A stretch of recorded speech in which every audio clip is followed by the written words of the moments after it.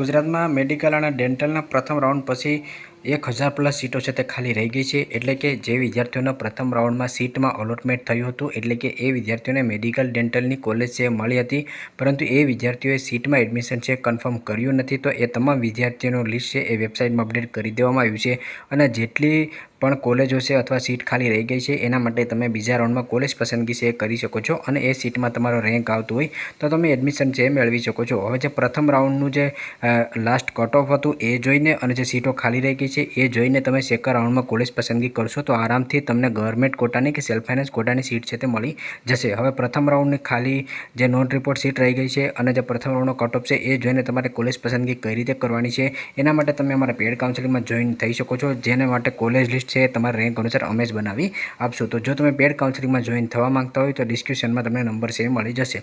હવે અહીંયા તમે આવશો તો તમને રાઉન્ડ 1માં મેડિકલ અને ડેન્ટલના જે પણ વિદ્યાર્થીઓ નોન રિપોર્ટ રહી ગયા છે એનું લિસ્ટ તમને જોવા મળશે। તો એ પીડીએફ છે તમારા મોબાઈલમાં ડાઉનલોડ કરી અથવા કમ્પ્યુટરમાં ડાઉનલોડ કરીને તમે આરામથી જોઈ શકો છો।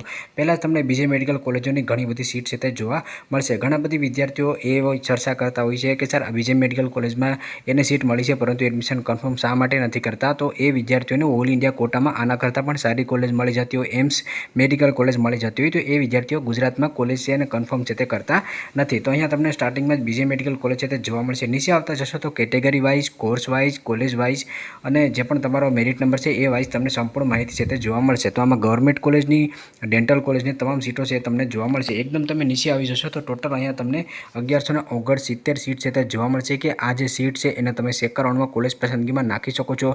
સેકન્ડ રાઉન્ડથી તમારા નિયમો છે ખૂબ જ અઘરા થશે। ઓલરેડી મેં અપગ્રેડેશન ઉપર વિડીયો બનાવેલો છે, તો સેકન્ડ રાઉન્ડમાં તમારે કોલેજ પસંદગી કરતી વખતે ખૂબ જ ધ્યાન રાખવાની રહેશે। જે વિદ્યાર્થીઓ મારા પેડ કાઉન્સેલિંગમાં જોઈન થતા હોય એનું લિસ્ટ તો અમે જ બનાવી આપતા હોય છે, તો તમે પણ પેડ કાઉન્સેલિંગમાં જોઈન થઈ શકો છો। હવે આમાં કેટલી મેડિકલની સીટો છે અને ડેન્ટલની સીટો છે એની માહિતી તમે આરામથી પીડીએફ ડાઉનલોડ કરીને જોઈ શકો છો।